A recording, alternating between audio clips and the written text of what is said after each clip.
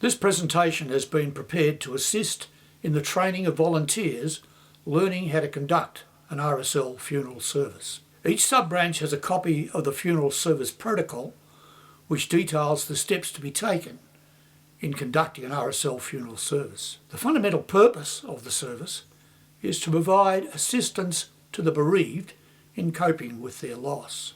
Each sub-branch should have a register of trained volunteers for the conducting of RSL funeral services. The process and checkpoints to follow are: the sub-branch will receive a request from the family or a funeral director for an RSL funeral service.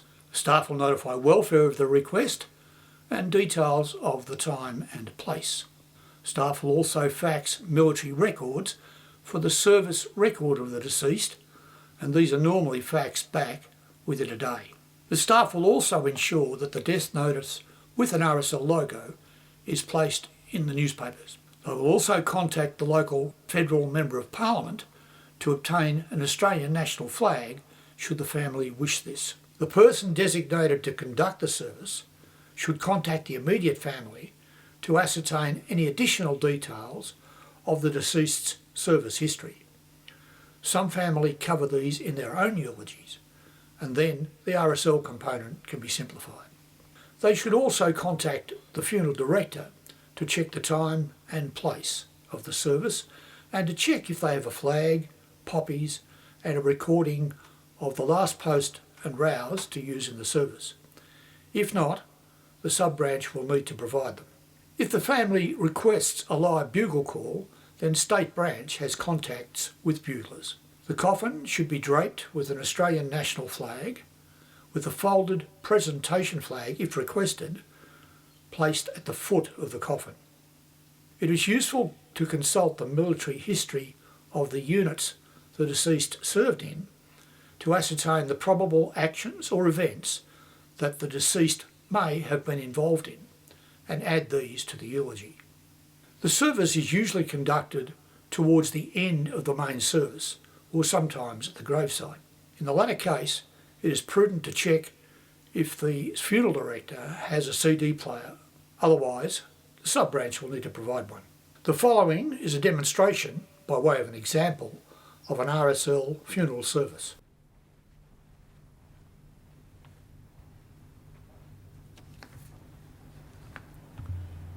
Good afternoon, my name is Brent Klein and I'll be conducting the RSL service today for John William Baker.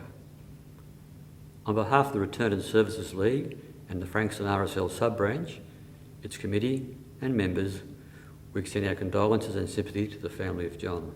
We are assembled here today to pay tribute to one who served us in defence of our freedom. His ex-service colleagues know how well he served. His family and friends will remember his service to the RSL. Please note the following information has been obtained from both Army Records and Australian War Memorial Unit Records. John William Baker, Corporal, Service Number VX 257021, served with the Australian Imperial Force from November 23, 1940 to November 7, 1945. John served with the 2nd 6th Battalion, which opened its headquarters at the Royal Melbourne Showgrounds on October 23, 1939. Nothing over 2 and 6 was a well-known advertising slogan for Coles department store at that time, and thus the battalion adopted the motto, "Nothing over us." The 2nd 6 moved into Syria in December 1941 to join the garrison force there. It left the Middle East on March the 10th, 1942, but was diverted to Ceylon, present-day Sri Lanka, with the rest of the 16th and 17th Brigades, and between mid-March and mid-July defended the island from possible Japanese attack. The 2nd 6 finally disembarked in Australia at Melbourne on August the 4th, 1942. The 2nd 6 met the Japanese in battle in mid-January 1943 as part of the force defending Wei in New Guinea. After much desperate fighting, Wei was made secure in early February. After arriving back in Australia on September 23, 1943, the battalion spent most of 1944 training in northern Queensland. We remember the fine qualities of John, now lost to us all, and we recall the RSL traditions of service to the veterans, the needy and the bereaved. Will you please stand? They shall grow not old as we that are left grow old. Age shall not weary them, nor the years condemn. At the going down of the sun and in the morning, we will remember them. The red poppy is a symbol of sacrifice. I place this poppy in abiding memory of John.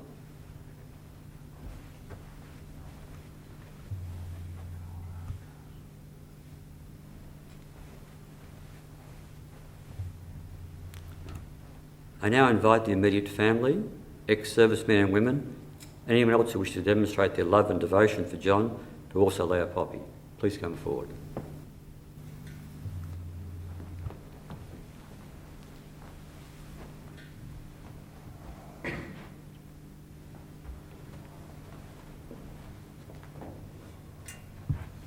We'll now have a moment's silence, and during this time, I ask you to focus your hearts and mind on your fond memories of John and give thanks.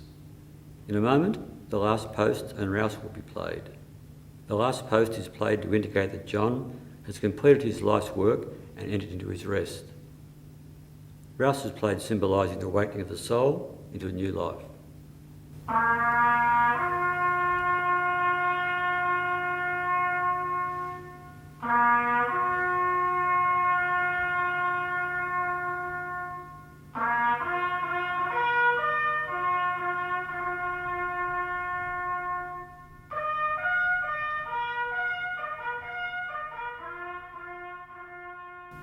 Lest we forget.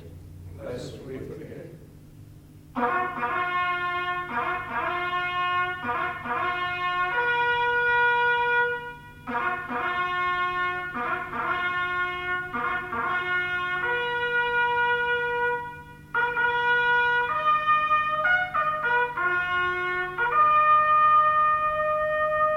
Thank you. Please be seated. On behalf of the Return and Services League, I'd now like to present to the family the Australian national flag on behalf of a grateful nation. Thank you.